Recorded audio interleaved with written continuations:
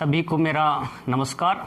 मैं Pushpendra Poonia, Vidya Bharati public senior secondary school Etawah भोप जी के ऑनलाइन प्लेटफॉर्म पर आप सभी का हार्दिक स्वागत करता हूं। इस ऑनलाइन प्लेटफॉर्म में हम YouTube के माध्यम से एक दूसरे से मुलाकात कर रहे थे और इस मुलाकात में हम बात कर रहे थे बायोलॉजी की।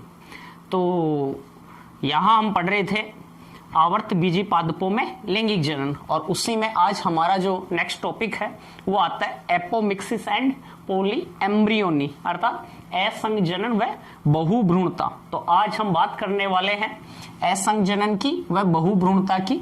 बहुत ही महत्वपूर्ण टॉपिक है और हर एग्जाम्स में इससे संबंधित जो क्वेश्चन है वो पूछा जाता है। तो सबसे पहले हम समझें असंजनन जो है वो है क्या।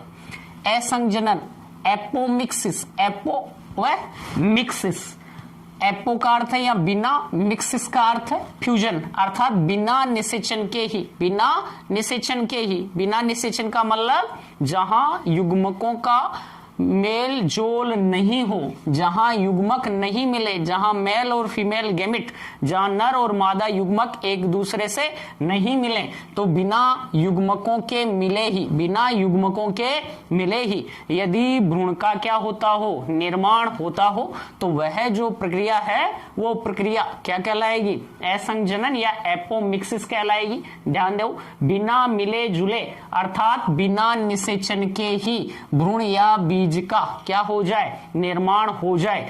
जो भ्रूण है बिना निषेचन के ही तैयार हो और जो बीजांड है वो किस में चेंज हो जाए, बीज में चेंज हो जाए। तो ऐसा जो प्रक्रिया है उस प्रक्रिया को हम क्या कहेंगे, असंजनन कहेंगे। क्लियर? एक बार दोबारा ध्यान दो, बिना युग्मकों के मिले जुले। सामान्यतया हम देखते हैं कि जो जनन की प्रोसेस है लैंगिक जनन, उसके अंतर्गत नर और मादा युग्मकों का आपस में क्या होता है, संलयन होता है। लेकिन जो एपोमिक्सिस है, असंजनन है, वहां पर युग्मकों का आपस में मेलजोल नहीं होता है। बिना मिले जुले ही या बिना निषेचन के ही भ्रूण का क्या हो जाए, निर्माण हो जाए। तो यह जो प्रक्रिया है इसी को हम क्या कहेंगे, असंजनन। सबसे पहले असंजनन की जो जानकारी है वो किसने दी है, तो सबसे पहले असंजनन के बारे में बताया हैंस विंकलर ने। और यहां हम देखें असंजनन की जो प्रक्रिया है, उस असंजनन की प्रक्रिया में बीज तो फॉर्म हो रहा है, बीज तो बन रहा है, लेकिन यहाँ युग्मनज का क्या नहीं होता है, निर्माण नहीं होता है। तो यहाँ युग्मनज नहीं बनेगा। असंजनन की प्रक्रिया में गैमेट जो है उनका संलयन नहीं होता है, इसलिए जाइगोट का क्या नहीं होता है, निर्माण नहीं होता है। और बिना युग्मनज के निर्माण के भी ये बीज का क्या करते हैं, निर्माण करते हैं। तो यहाँ बीज का क्या हो रहा है, निर्माण हो रहा है। यह एक प्रकार का है कैसा जनन, अलैंगिक जनन। लेकिन यह बिना युग्मनज के बीज निर्माण करके लैंगिक जो जनन की प्रक्रिया है, उस लैंगिक जनन की जो प्रक्रिया है उसकी क्या दर्शाते हैं, नकल दर्शाते हैं। तो हम कहें कि जो असंजनन है वो एक कैसी प्रक्रिया के अंतर्गत आएगा, तो असंजनन जो है वो एक अलैंगिक जनन की प्रक्रिया के अंतर्गत आता है। लेकिन ये लैंगिक जनन की क्या दर्शाता है, यहाँ नकल दर्शाता है। अब हम समझें तो असंजनन जो है उसमें हमने बात की है भाई बिना निषेचन के क्या बन रहा है, भ्रूण बन रहा है। तो हम देखें किस प्रकार से बिना निषेचन के भ्रूण बनता है, सामान्य कॉमन जानकारी लें। तो ये जैसे बीजांड की संरचना बनाते हैं और बीजांड का मुख्य जो भाग था वो कौन था, भ्रूण कोश था, एम्ब्रियो सेक था। और भ्रूण कोश की हम बात करें तो यहां ये जो भ्रूणकोश है वह बाहर से बीजांड काय से गिरा हुआ था, ये बीजांड काय है। और बीजांड काय के बाहर क्या उपस्थित था, इंटेगुमेंट, अध्यावरण प्रेजेंट था। ये अध्यावरण उपस्थित है।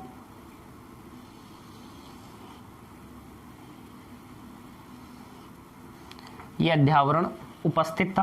तो यहां हम देखें तो यहां जो भ्रूण बनता है उस भ्रूण का निर्माण होता है। निषेचित जो एग सेल है, निषेचित जो अंड कोशिका है, वह निषेचित अंड कोशिका ही, निषेचित अंड कोशिका, निषेचित अंड जो कोशिका है, इस निषेचित अंड कोशिका से ही किसका निर्माण होता है?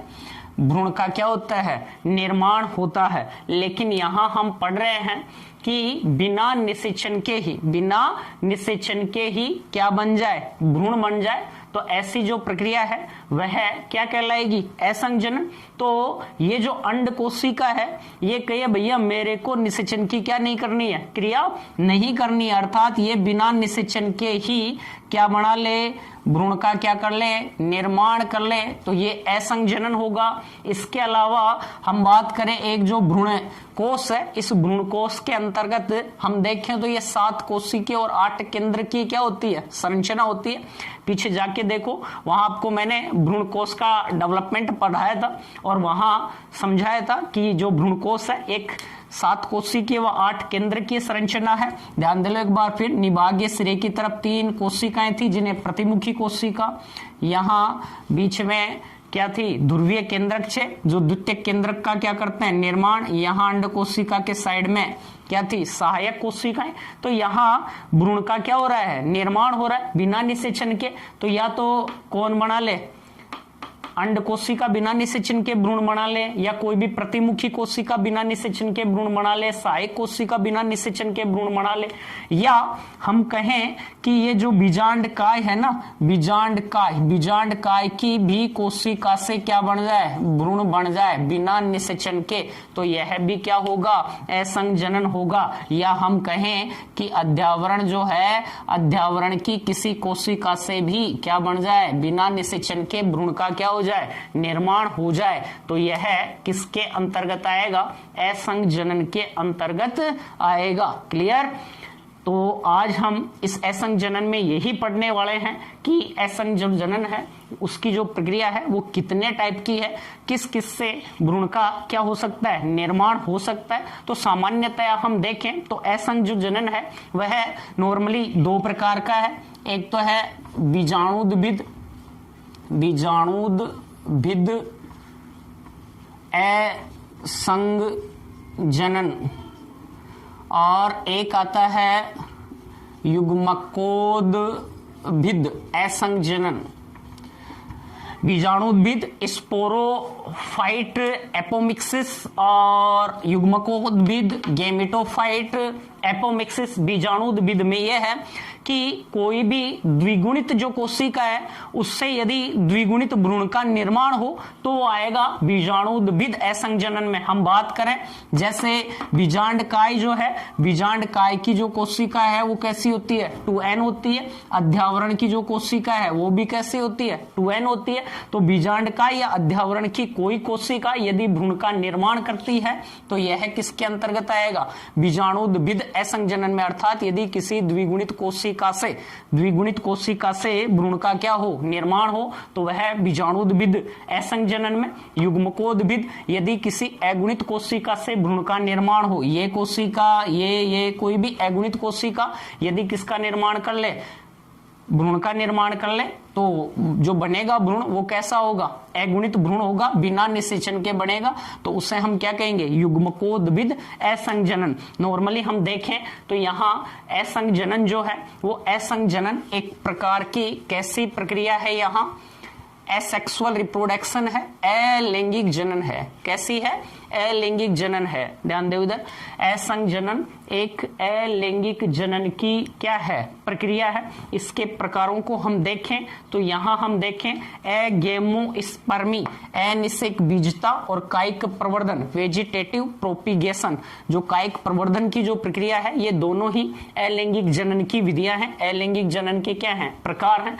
तो यहाँ सबसे पहले हम बात करेंगे अनिषेक बीजता, अर्थात बिना निषेचन के भ्रूण या बीज का क्या हो? निर्माण हो। तो वह क्या है? असंजनन है। जो एगेमोस्पर्मी है, एगेमो का मतलब ए यानी नहीं, गेमोस, गेमो का मतलब होता है युग्मक, अर्थात युग्मकों का क्या नहीं होता? फ्यूजन नहीं होता है, निषेचन नहीं होता है, और स्पर्म का मतलब होता है बीज, अर्थात बिना निषेचन के ही बीज का जो निर्माण होगा वह क्या कहलाएगा, अनिषेक बीजता। बिना निषेचन के ही बीज का क्या हो जाना, बन जाना, किसमें आएगा, अनिषेक बीजता। अनिषेक बीजता एक प्रकार का कैसा, असंग जनन की प्रक्रिया है। कैसी प्रक्रिया है, असंग जनन की प्रक्रिया। हमने पहले ही कहा कि बिना निषेचन के भ्रूण या क्या बन जाए, बीज का निर्माण हो जाए, तो उसे हम क्या कहेंगे, असंग जनन कहेंगे। क्लियर। अब इसकी बात करें तो ये कितने प्रकार का है, नॉर्मली हम देखें असंग जनन जो है वह कितने टाइप का है। तो असंग जनन एक तो होता है अनावर्ती असंग जनन, एक होता है पुनरावर्ती असंग जनन और एक होता है अपस्थानिक असंग जनन।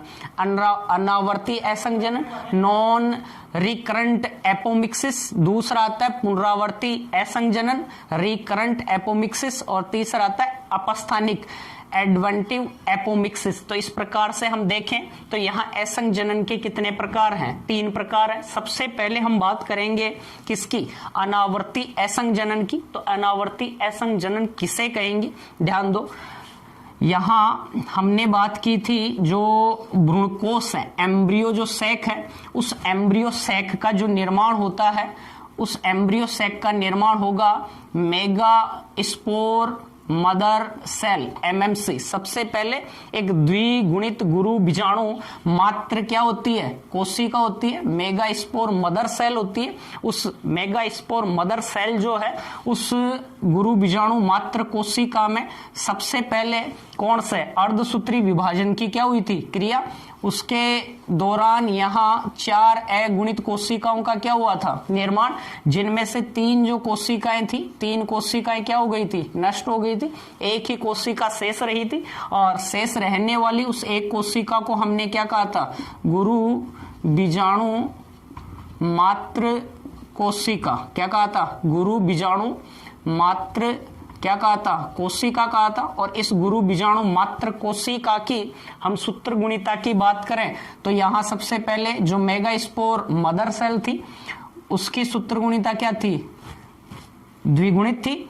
सॉरी, ये यहां सक्रिय गुरु बीजाणु, सक्रिय, यह है गुरु बीजाणु मात्र कोशिका, यह है सक्रिय गुरु बीजाणु, सक्रिय गुरु बीजाणु। तो यहां हम देखें तो जो गुरु बीजाणु मात्र कोशिका है, मेगा स्पोर मदर सेल है, उसमें सबसे पहले मियोसिस हुआ और मियोसिस के द्वारा कितनी अगुणित कोशिकाएं बनी थी, 4 में से 3 कोशिकाएं क्या हो गई थी, नष्ट। एक ही कोशिका बच रही थी और बचने वाली उस कोशिका को हम क्या कह रहे थे, सक्रिय गुरु बीजाणु। और इस सक्रिय गुरु बीजाणु जो कोशिका थी इसमें यहाँ ये जो है इसकी जो सूत्र गुणिता है ये एक कैसी कोशिका है, अगुणित कोशिका है। और इस कोशिका से ही आगे पूरे के पूरे किसका निर्माण हो रहा था, भ्रूण कोश का क्या हो रहा था, निर्माण, एम्ब्रियो सैक का निर्माण हो रहा था।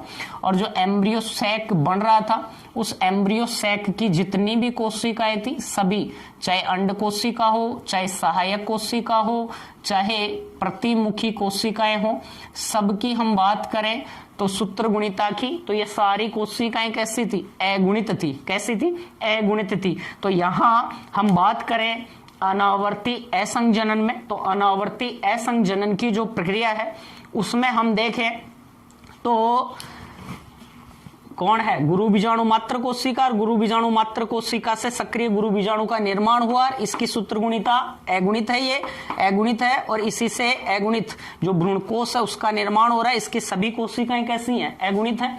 अब इनमें से ये अंड कोशिका कैसी है, अगुणित है। ये अंड कोशिका यदि बिना निषेचन के ही, बिना फर्टिलाइजेशन के ही इस अंड कोशिका ने किसका निर्माण कर लिया, भ्रूण का क्या कर लिया, निर्माण कर लिया। तो यहाँ जो बनने वाला भ्रूण है, ये जो भ्रूण होगा ये कैसा होगा, अगुणित होगा। और इसी को हम कहेंगे अगुणित अनिषेक जनन, हैप्लॉइड पार्थेनोजेनेसिस। इस प्रक्रिया के दौरान ये जो भ्रूण बना, इस प्रक्रिया को हमने क्या कह दिया, अगुणित अनिषेक जनन। ये एक प्रकार का कैसा है, अनिषेक जनन है। और इस अनिषेक जनन की प्रक्रिया के दौरान यहाँ जो भ्रूण बन रहा है वो डिप्लॉइड नहीं है, वो द्विगुणित नहीं है, वो जो भ्रूण है वो कैसा है, अगुणित भ्रूण है। इसलिए इस प्रक्रिया को हमने क्या कहा है, अगुणित अनिषेक जनन हैप्लॉइड पार्थेनोजेनेसिस कहा है। तो पहला अपना अनावर्ती असंग जनन में अगुणित अनिषेक जनन कंप्लीट, अर्थात जो अगुणित अंड कोशिका है, अगुणित अंड कोशिका कब बनेगी, जब भ्रूण कोश का निर्माण किससे हो रहा है, सक्रिय गुरु बीजाणु से। सक्रिय गुरु बीजाणु एक कैसी कोशिका थी, अगुणित, और इसमें सभी कोशिकाएं कैसी होंगी, अगुणित होंगी। और यहाँ जो अंडा है, अंड कोशिका, वो भी अगुणित है, इससे बिना निषेचन के भ्रूण बनेगा, वो भी कैसा है, अगुणित है। तो इस प्रक्रिया को हम क्या कहेंगे, अगुणित अनिषेक क्या कहेंगे, जनन कहेंगे, पार्थेनोजेनेसिस कहेंगे। दूसरा, इसी में हम बात करें अगुणित अपयुग्मन की, हैप्लॉइड एपोगेमी की बात करें।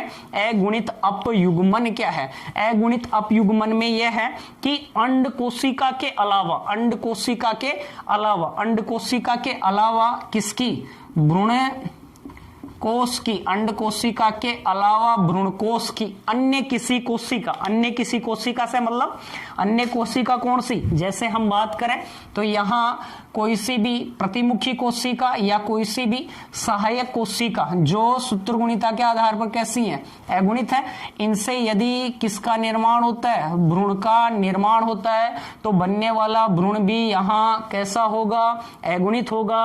और इस प्रक्रिया को हम क्या कहेंगे, अगुणित अपयुग्मन या एपोगेमी कहेंगे। क्या कहेंगे, एपोगेमी। क्या है एपोगेमी, ध्यान दो, भ्रूण कोश में अंड कोशिका के अतिरिक्त, अंड कोशिका के अतिरिक्त, अर्थात अतिरिक्त का मतलब कोई भी प्रतिमुखी कोशिका या कोई भी सहायक कोशिका जो सूत्रगुणिता के आधार पर कैसी है, अगुणित है, बिना निषेचन के ही ये किसका निर्माण कर दें, भ्रूण का निर्माण कर दें। तो यह जो प्रक्रिया है, इस प्रक्रिया को हम क्या कहेंगे, एपोगेमी। और कैसा है ये, अगुणित एपोगेमी है, अगुणित अपयुग्मन है, क्योंकि यहाँ अगुणित भ्रूण का क्या हो रहा है, निर्माण हो रहा है। क्लियर स्टूडेंट, ये अनावर्ती असंग जनन कंप्लीट। यहाँ जो भ्रूण बन रहा है वो कैसी कोशिका से बन रहा है, अगुणित कोशिका से बन रहा है। तो ये एक प्रकार का युग्मकोद्भिद असंग जनन है। कैसा जनन है, युग्मकोद्भिद असंग जनन है। नेक्स्ट हम बात करें आगे,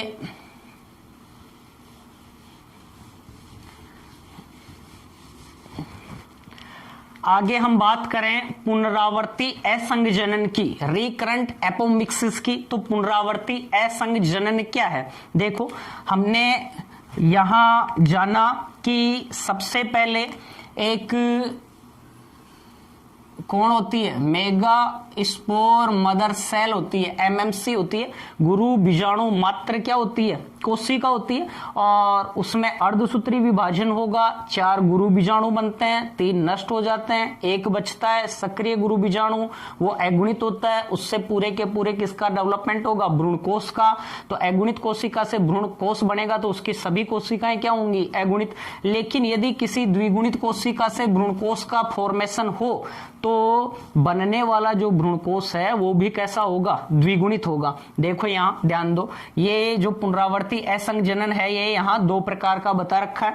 एक तो है जनन अपबीजाणुता और एक है कायिक अपबीजाणुता। जनन अपबीजाणुता की बात करें सबसे पहले, तो जनन अपबीजाणुता क्या है, जनन अपबीजाणुता में ये होता है कि जो गुरु बीजाणु मात्र कोशिका है, गुरु बीजाणु मात्र कोशिका और गुरु बीजाणु मात्र कोशिका जो है एक प्रकार की कैसी कोशिका है, द्विगुणित कोशिका है। तो ये जो गुरु बीजाणु मात्र कोशिका है ये डायरेक्ट ही बिना अर्धसूत्री विभाजन किए ही डायरेक्ट किसका निर्माण कर ले, भ्रूण कोश का क्या कर ले, निर्माण कर ले, भ्रूण कोश का क्या कर ले, निर्माण कर ले। तो भ्रूण कोश का निर्माण किससे हो रहा है, एक द्विगुणित कोशिका से हो रहा है, और इस द्विगुणित कोशिका से बनने वाला जो भ्रूण कोश है उस भ्रूण कोश की अंड कोशिका, सहायक कोशिकाएं, प्रतिमुखी कोशिकाएं, सभी की जो सूत्रगुणिता होगी वो कैसी होगी, द्विगुणित होगी। कैसी होगी,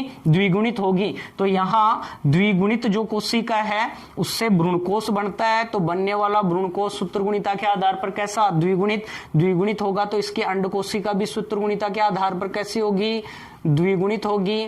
इस अंड कोशिका कोशिका में निषेचन नहीं होगा, द्विगुणित है, और ये अंड कोशिका ही किसका निर्माण कर लेगी, भ्रूण का क्या कर लेगी, निर्माण कर लेगी, भ्रूण का क्या कर लेगी, निर्माण कर लेगी। तो यहाँ सूत्रगुणिता के आधार पर जो भ्रूण होगा वो भ्रूण कैसा होगा, द्विगुणित होगा। कैसा होगा, द्विगुणित होगा। तो यहाँ निषेचन की आवश्यकता नहीं पड़ी। दूसरा आता है कायिक अपबीजाणुता।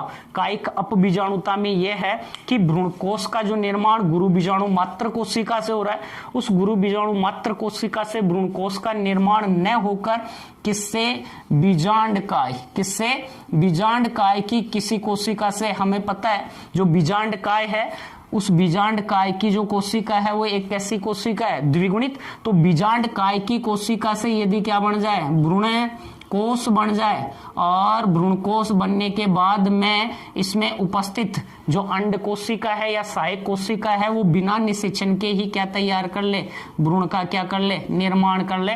तो इस प्रकार का जो असंजनन है वो क्या कहलाएगा, कायिक अपबीजाणुता कहलाएगा, सोमेटिक एपोस्पोरी कहलाएगा। यहाँ जो जनन अपबीजाणुता है इसे हम कहते हैं डिप्लोस्पोरी, और इसे कह रहे हैं सोमेटिक एपोस्पोरी। तो यहां से पूछ सकता है डिप्लोस्पोरी का जो एग्जाम्पल होगा वो कौन आएगा, पार्थेनियम। क्या हो रहा था डिप्लोस्पोरी में, डिप्लोस्पोरी में डायरेक्ट जो गुरु बीजाणु मात्र कोशिका है उसने अर्धसूत्री विभाजन कंप्लीट नहीं किया, बिना अर्धसूत्री विभाजन के ही ये भ्रूणकोश का क्या करती है, निर्माण। अब जो भ्रूणकोश है वो सूत्रगुणिता के आधार पर कैसा है, द्विगुणित है, और उसकी जो अंड कोशिका है वो भी कैसी है, द्विगुणित है। बिना निषेचन के अंड कोशिका यदि भ्रूण का निर्माण करती है तो उसे हम क्या कहेंगे, डिप्लोस्पोरी। किसमें देखने को मिलेगा, पार्थेनियम में। एक आता है कायिक अपबीजाणुता। कायिक अपबीजाणुता सोमेटिक एपोस्पोरी रेननकुलस में। इसमें क्या कहा मैंने भाई, जो भ्रूणकोश का जो निर्माण है वो गुरु बीजाणु मात्र कोशिका से न होकर किससे हो जाए, बीजांडकाय से, या अध्यावरण की कोई कोशिका किसका निर्माण कर ले, भ्रूणकोश का निर्माण कर ले, तो वो सूत्रगुणिता के आधार पर कैसा होगा, द्विगुणित होगा, और उससे जो भ्रूण बनेगा वो भी कैसा बनेगा, द्विगुणित बनेगा, बिना निषेचन के बनेगा। क्लियर यहां तक। नेक्स्ट हम बात करें अपस्थानिक। नेक्स्ट हम बात करें अपस्थानिक असंजनन की। अपस्थानिक असंजनन, देखो नाम से ही स्पष्ट हो रहा है, अप धन स्थानिक। अप यानी अन्य, अप यानी अन्य, स्थानिक यानी स्थान, अर्थात जहां से भ्रूण का निर्माण होने वाला है, जहां से भ्रूण का निर्माण होने वाला है वहां से भ्रूण न बनकर और किसी अन्यत्र दूसरे स्थान से बने तो उसे हम क्या कहेंगे, अपस्थानिक असंजनन कहेंगे। देखो भ्रूण जो निर्माण की प्रक्रिया है, सामान्यतया जो भ्रूण बनेगा वो कहां से बनता है, अंड कोशिका से। कहां से बनता है, अंड कोशिका से ही भ्रूण का क्या होता है, निर्माण होता है।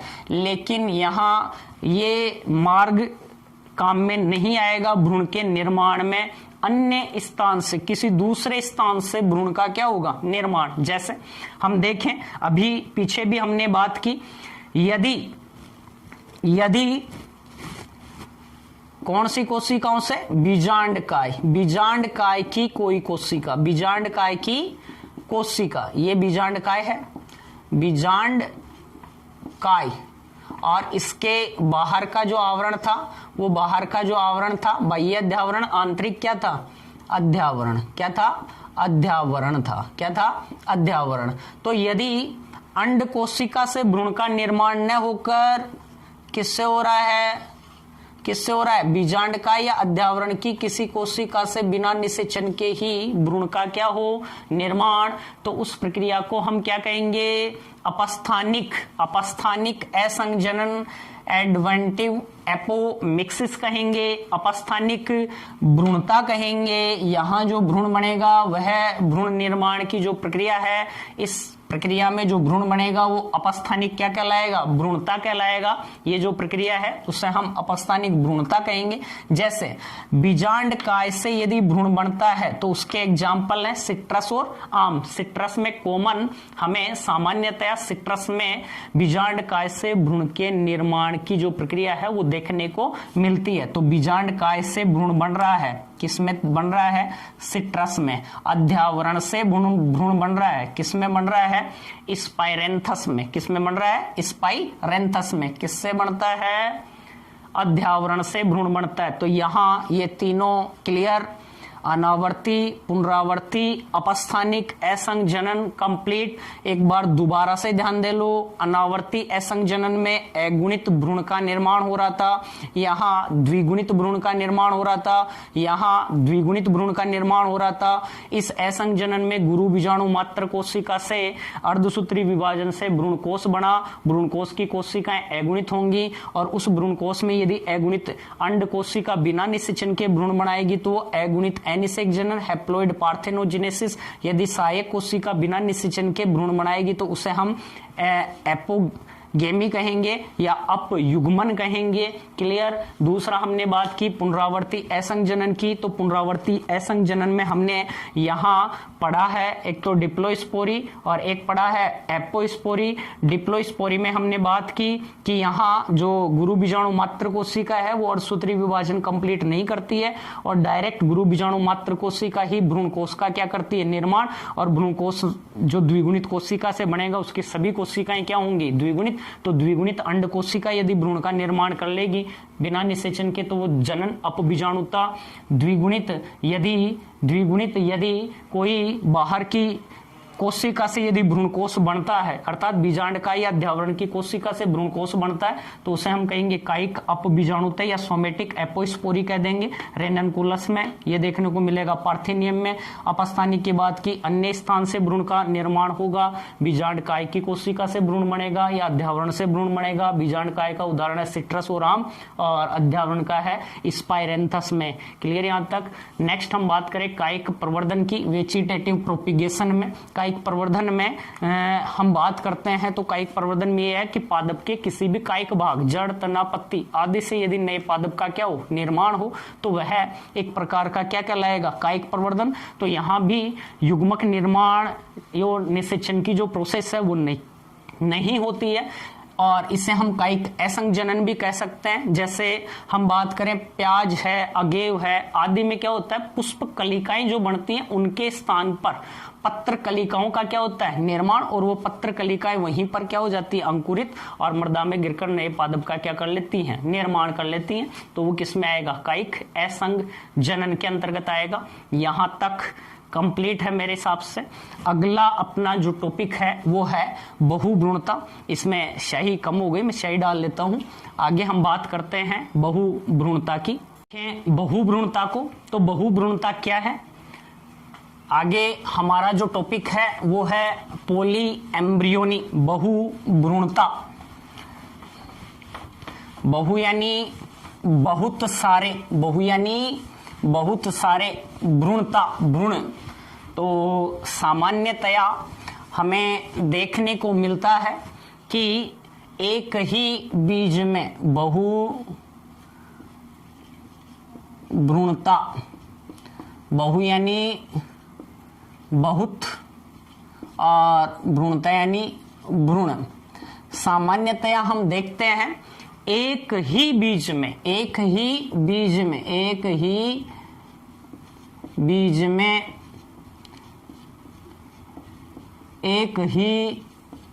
भ्रूण होता है, लेकिन यदि एक ही बीज में एक से अधिक क्या बन जाए?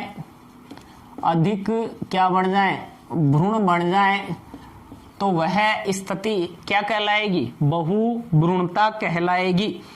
एक ही बीज में एक से अधिक भ्रूण निर्माण की जो प्रक्रिया है उस प्रक्रिया को हम क्या कहेंगे? बहुभ्रूणता कहेंगे। क्या कहेंगे? बहुभ्रूणता।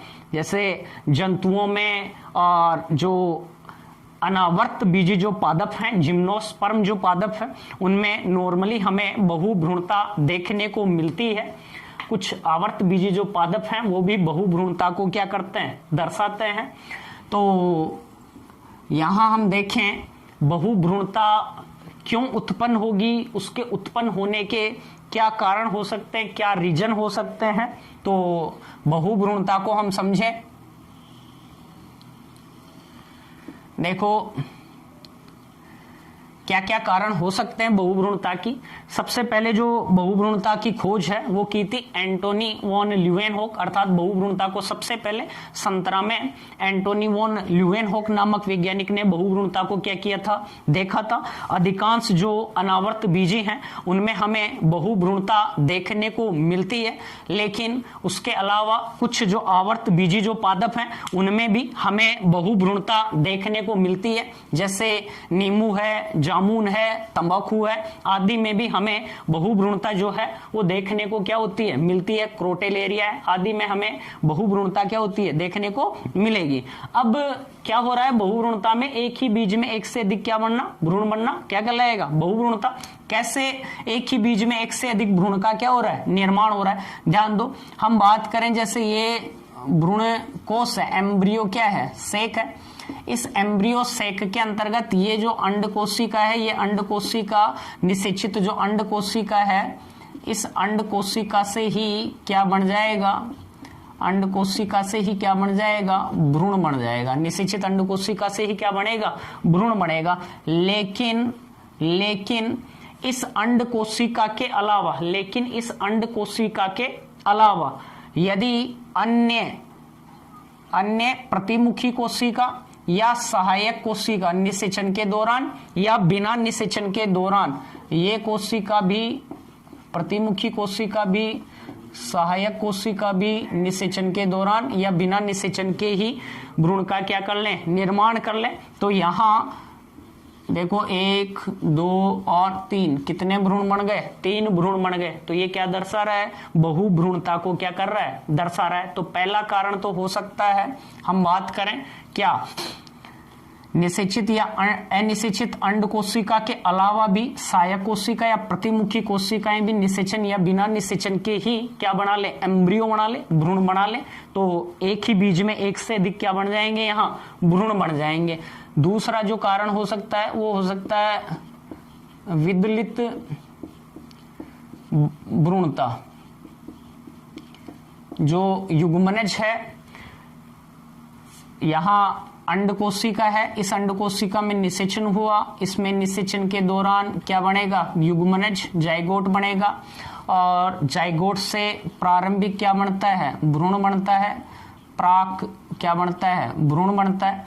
इस प्रारंभिक भ्रूण की कोशिकाएं प्रारंभ में एक साथ वृद्धि करें, लेकिन बाद में यदि सभी कोशिकाएं क्या हो जाएं, अलग अलग हो जाएं, इनका विदलन हो जाए, क्लीवेज हो जाए, तो ये सभी कोशिकाएं अलग अलग किसका निर्माण करेंगी, भ्रूण का निर्माण करेंगी। तो यहाँ इस स्थिति में एक से अधिक क्या बन गए, भ्रूण बन गए, एक से अधिक क्या बन गए, भ्रूण बन गए। प्राक जो भ्रूण है उसमें क्या हो जाने से, विदलन हो जाने से उसकी जो कोशिकाएं बनी वो सब अलग अलग हो गई, अलग अलग होंगी।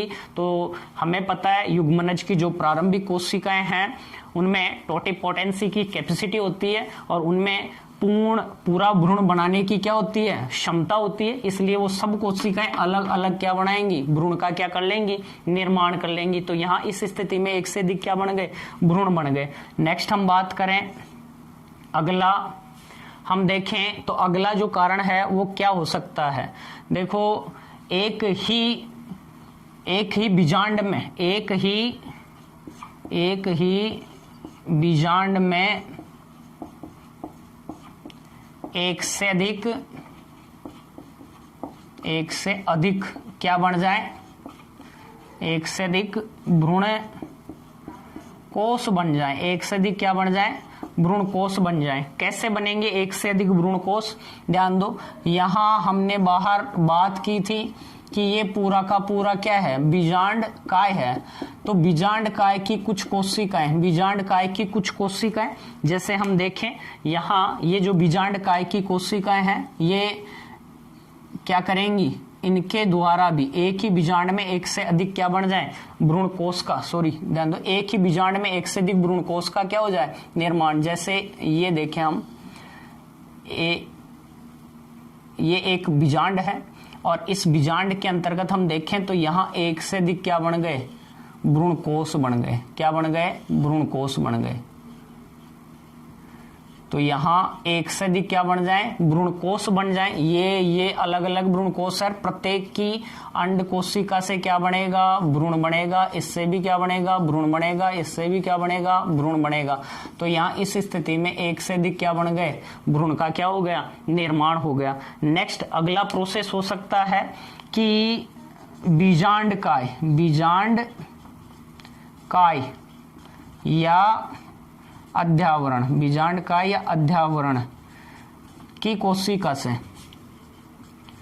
बीजांडकाय या अध्यावरण की कोशिका से क्या बन जाए?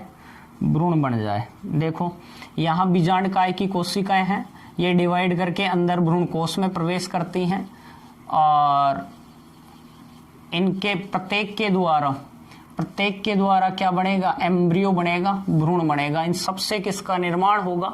भ्रूण का निर्माण होगा। तो यह स्थिति किसको दर्शाएगी? बहुभ्रूणता को दर्शाएगी। तो ये सब के सब जो कारण है वो किसके कारण है? बहुभ्रूणता का। अर्थात एक ही बीजांड में एक से अधिक भ्रूण निर्माण होने के क्या हो सकते हैं? कारण हो सकते हैं। अब हम यहां देखें तो असंजनन का क्या इंपॉर्टेंस है, बहुभ्रूणता का क्या इंपॉर्टेंस है। असंजनन की क्रिया में हम देखें तो असंजनन की क्रिया में कहीं भी युग्मक निर्माण की जो क्रिया है वो नहीं हो रही, अर्थात अर्धसूत्री विभाजन वहां पर नहीं होता है, पुनर्संयोजन नहीं होता है, युग्मकों का आपस में मिलन नहीं होता है। तो उन परिस्थितियों में जो भ्रूण बनेगा उसमें जो लक्षण होंगे वो मात्र पादप के क्या होंगे? समान होंगे। मात्र पादप के क्या होंगे? समान होंगे। तो यहां हम ये कह सकते हैं कि असंजनन की प्रक्रिया में क्लोन तैयार होंगे। क्या तैयार होंगे? क्लोन तैयार होंगे। तो असंजनन की प्रक्रिया का जो पहला महत्व है वो ये है कि असंजनन की क्रिया में जो नए पादप तैयार होंगे असंजनन द्वारा, वो बिना निषेचन के बनेंगे और वो मात्र पादप के क्या होंगे? समान होंगे। दूसरा इसका महत्व हो सकता है असंजनन की क्रिया द्वारा हम बीजांडकाय की जो कोशिकाएं होती हैं वो रोग मुक्त होती हैं, वो रोग रहित होती हैं। तो उन बीजांडकाय की जो कोशिकाएं हैं उनसे जो भ्रूण है वो बनाकर हम कृत्रिम रूप से भ्रूण तैयार कर सकते हैं उनसे, और रोग मुक्त जो पादप हैं उनका क्या कर सकते हैं? निर्माण कर सकते हैं। तो ये असंजनन का महत्व है। इसके अलावा एक असंजनन का महत्व यह है कि असंजनन की प्रक्रिया में जो अगुणित हैप्लॉइड जो भ्रूण बनता है उसमें केवल मात्रक के ही लक्षण पाए जाते हैं, मात्र पादप के ही लक्षण पाए जाते हैं। तो उन परिस्थितियों के अंतर्गत हम समयुग्मनजता को बनाकर रख सकते हैं। जो लाभदायक जो लक्षण है उनको अगली पीढ़ी तक बनाकर रख सकते हैं। तो ये सब के सब असंजनन के क्या है? महत्व है।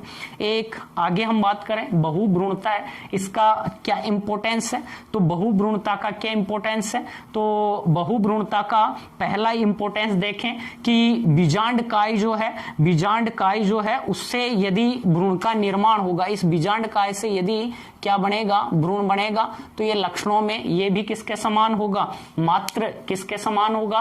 पादप के समान होगा। इसके अलावा बीजांडकाय की जो कोशिकाएं हैं वो ओज से क्या होती हैं? भरपूर होती हैं। तो दूसरा महत्व, इसकी जो कोशिकाएं हैं वो ओज से क्या होती हैं? भरपूर होती हैं।